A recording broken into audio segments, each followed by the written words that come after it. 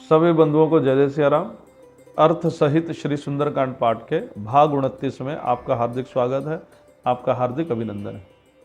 कल के भाग में भगवान राम ने हनुमान जी से पूछा कि बताओ लंका में क्या क्या करके आए हो। हनुमान जी भगवान राम को ही बड़ा बताते हुए प्रभु श्री राम को पूरी कथा हनुमान जी सुनाते हैं और कहते हैं, ता कहूँ प्रभु कछु अगम नहीं, जा पर तुम अनुकूल, तब प्रभाव बड़वान लगी, जार सकई खलु तूल। हे प्रभु श्री राम, ये जो कुछ हुआ है सब आप ही की कृपा से हुआ है। हे प्रभु, आपकी कृपा एक छोटी सी चिंगारी को मिल जाए तो वह बड़े से बड़े जंगल को भस्म कर सकती है। प्रभु, ये मैं जो गया लंका नगरी, ये मैं नहीं गया प्रभु, ये सब आप ही की कृपा से संभव हो पाया। और अब भगवान राम हनुमान जी से ही पूछते हैं कि बोलो तुमको क्या चाहिए। हनुमान, मैं तुम्हें कुछ देना चाहता हूँ। हनुमान जी कहने लगे, प्रभु मुझे कुछ नहीं चाहिए, अरे आप मिल गए मुझको, मैं और क्या मांगूंगा आपसे। लेकिन भगवान राम बार बार कह रहे हैं कि नहीं तुम मांगो। भगवान राम ने दो लोगों से सुंदरकांड में कहा है कि मांगो, हनुमान जी से और विभीषण जी से।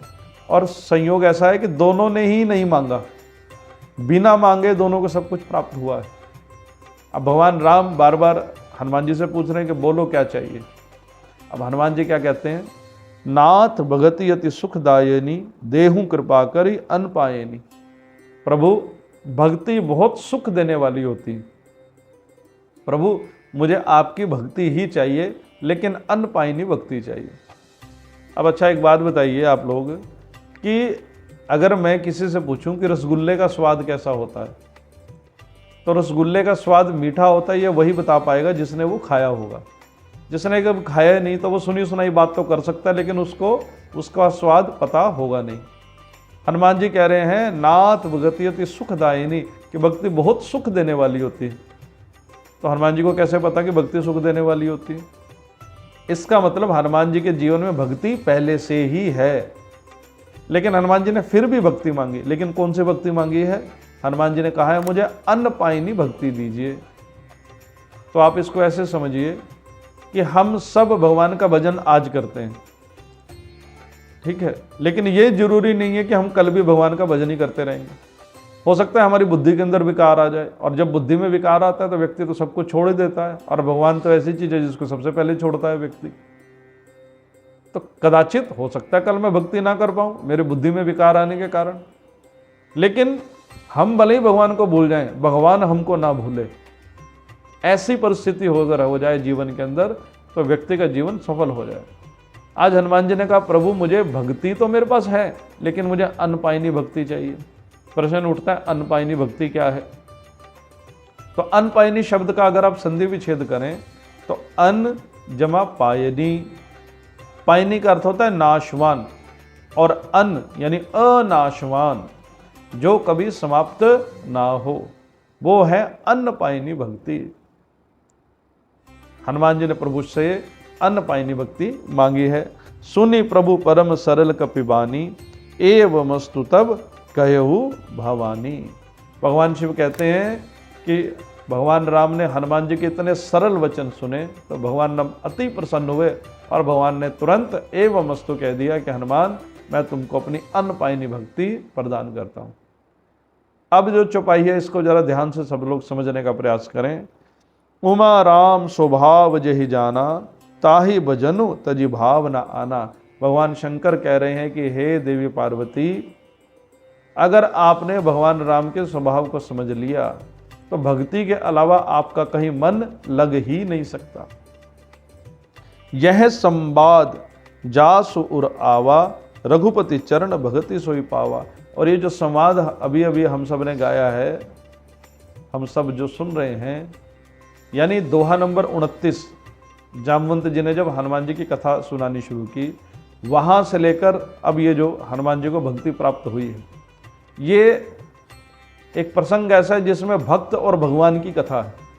पहले भक्ति की कथा चल रही थी, अब भगवान राम आए हैं, अब भगवान राम और हनुमान जी के मध्य का वार्तालाप है।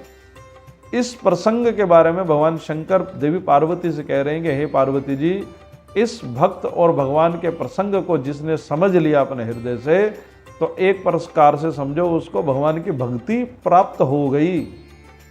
ऐसा दिव्य ये प्रसंग है। यानी हनुमंत कथा का यहाँ फल बताया गया कि हनुमान जी की कथा अगर कोई व्यक्ति सुन ले तो एक प्रकार से उसको अपने जीवन में भगवान की भक्ति प्राप्त हो जाए, ऐसा भाव यहाँ कहा गया है। सुनी प्रभु वचन कहीं कपि वृंदा, जय जय जय कृपाल सुख कंदा, तब रघुपति कपपति ही बुलावा, कहाँ चले कर करहु बनावा। जैसे भगवान राम ने एवं मस्तु कहा, उसी समय हनुमान जी सहित जितने बंदर भालू थे सब भगवान राम की जय जयकार करने लगे। और भगवान राम ने कहा है कि हे सुग्रीव जी, अब देर की बात नहीं है, अब सेना इकट्ठी करो। अब विलंब के ही कारण कीजय, तुरंत कपुन कहूँ आयुष दीजय, कौतुक देख सुमन बहु बरसी, नबते भवन चले सुर हर्षि। उसी समय सुग्रीव जी ने भी कहा कि अब काहे की देरी करनी है। तुरंत आदेश दे दिया गया, जितने बड़े बड़े भालू युद्धपति हैं सबको बुलाया जाए। सब लोग इकट्ठे हो गए हैं, कोई उड़ने वाले हैं, कोई चलने वाले हैं, कोई कूदने वाले हैं। पूरी की पूरी सेना इकट्ठी हो रही है, सभी युद्धपति वहां पर आए। कपिपति बेगी बुलाए, आए जूथ जूथ, नाना वर्ण अतुल बल, बानर भालू बरूथ। एक से एक बड़े बड़े भालू हैं, एक से एक बड़े बड़े बानर हैं, झुंड की झुंड वहां पर इकट्ठे हो गए राजा सुग्रीव के कहने पर। प्रभु पद पंकज नावहि सीसा, गर्जहि भालू महाबल कीसा, देखी राम सकल कपि सेना, चितई कृपा करी राजीव नैना। एक तो वानर भालू पहले बहुत शक्तिशाली थे, लेकिन जैसे ही सभी बंदर भालुओं की सेना वहां पर आई है, अब भगवान राम ने कृपा दृष्टि से उन सब की ओर देखा है। और जैसे ही भगवान राम ने उनकी ओर देखा तो ऐसे लगा कि शक्ति तो पहले थे ही उनके अंदर, अब जैसे मान लो पर्वतों को पंख लग गए, इतने शक्तिशाली सब बंदर भालू हो गए, उछलने लगे, कूदने लगे। राम कृपा बल पाई कपिंदा, भय पच्छजूत मनु गरिंदा, हर्षि राम तब कीन प्याना, सगुन भये सुंदर शुभ नाना। जैसे ही भगवान राम ने आज्ञा दी है, उसी समय बड़े सुंदर सुंदर मंगल शगुन होने लगे। और हो भी क्यों ना, भगवान कौन है? मंगल भवन अमंगलहारी। भगवान मंगल करने वाले, अमंगल का नाश करने वाले हैं।